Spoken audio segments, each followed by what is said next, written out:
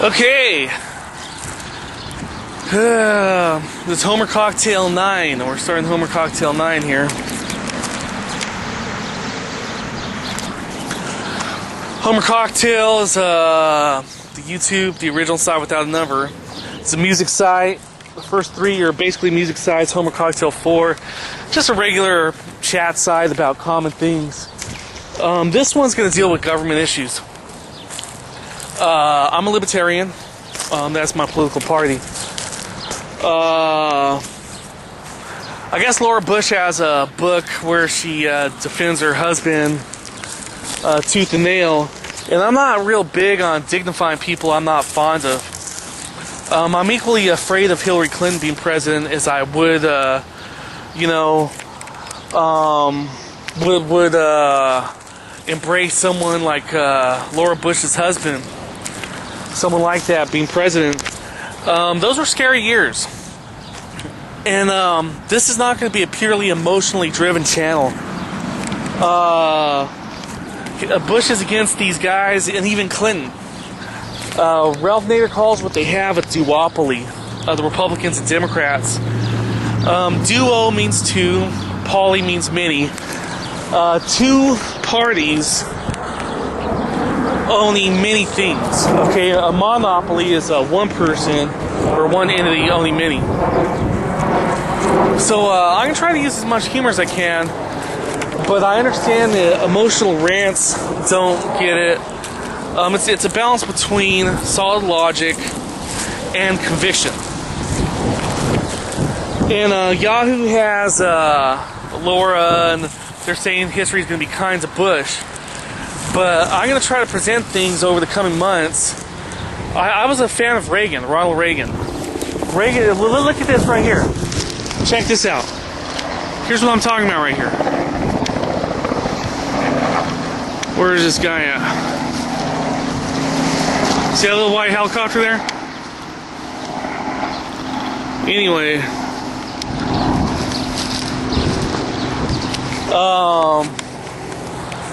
Reminds me of the Butcher of Bakersfield. It's a little fiction. We'll intertwine fiction with some of the reality because art reflects life. Stephen King wrote about Arnold Schwarzenegger played a character in one of Stephen King's book, The Running Man, originally written as Richard Bachman, a pseudonym.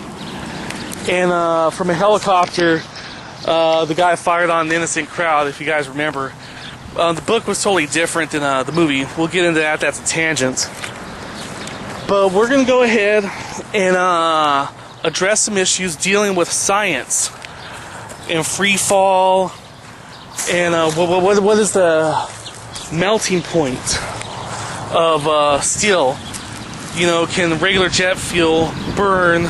Can it melt metal? The Twin Towers, etc. We're going to deal with some issues.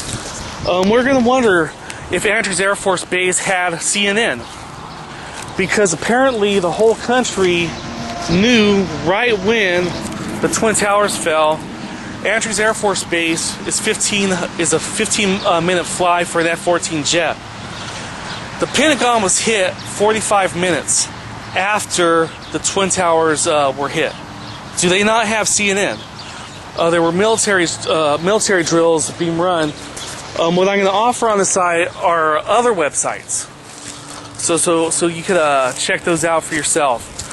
You can leave comments. Leave your comments. I advise you not to be too emotional because you get laughed at. The people that are pure emotion. But I'm not saying don't do it at all.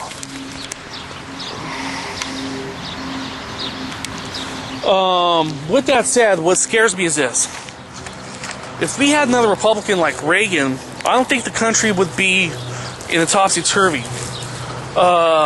George Bush left office with a 22% approval rating. That's a 78% disapproval rating. The majority of Americans believe that there's a little more to that 9/11 story than the government gives into. As a matter of fact, they don't address how the World Trade Center Tower number 7 fell. It wasn't even on fire. Okay? There's the man that least, he's a Jewish man by coincidence, The reason I mention that is there's a book called 1984, where there's this mysterious aloof man named Goldstein. Well, this guy was named Silverstein. It's just strange how fiction and fact intertwined. A man by the name of Silverstein leased the buildings, and it was going to cost $1 billion to clean up the asbestos in the Twin Towers. And for a few $1 million, he returned a profit in the for a few million, $1 million with an M, returned a profit in the billions for insurance. And he was able to argue that they were 2 terrorist attacks, therefore he doubled his amount. So I'll give you links to that stuff. What I don't want to see is Cheney or Bush as head of the Republican Party ever again. I used to be Republican, and those are scary fucking days that I remember, and scary people. One of Cheney's guys that interrogated people, chastised the practice of waterboarding after he had already participated in Iraqi, brutal methods of extracting information through unorthodox questioning. So let's not fall asleep again, guys. If you have a 22% approval rating, that means your own people don't like you. Okay, your own people don't like you. All right, let alone the Democrats. Let's try to steer clear of that mess again. And I want to try to remember with some of you guys how some of this started. A year before the elections, Bush was ahead of Gore somehow, in spite of having only 5 years in office as governor of Texas. A lot of people thought that the senior Bush was running again. And this is irresponsible journalism on the part of Time or Newsweek or whoever ran it. And what I want to do is question some of these things. The interaction of the media with this so-called duopoly. How 67% of the political figures out there control 100% of what happens. That leaves all independents silenced. So you guys have a good time. There's some interesting things here, and I hate to say it. They say sometimes truth is stranger than fiction. Well, this is a sure shot case of it, bro. Okay. I think we could have a great future together in this country, America. And Homer Cocktail 9, we're going to launch this right now. And it's going to focus on political government issues, not just 9/11 and Bush and all.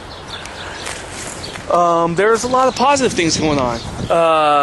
Whether you're a fan of universal health care or whatever, we could address that.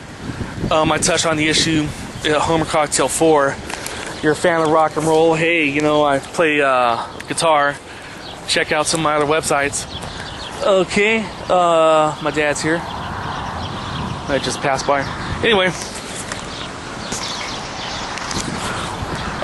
we'll see each other over the months, bro. Once in a while, you gotta, go political, keep it real, call it what you want. And, for the rest of the time, we could stay a little bit lighter. Think about music and other common interests. Party on, bro.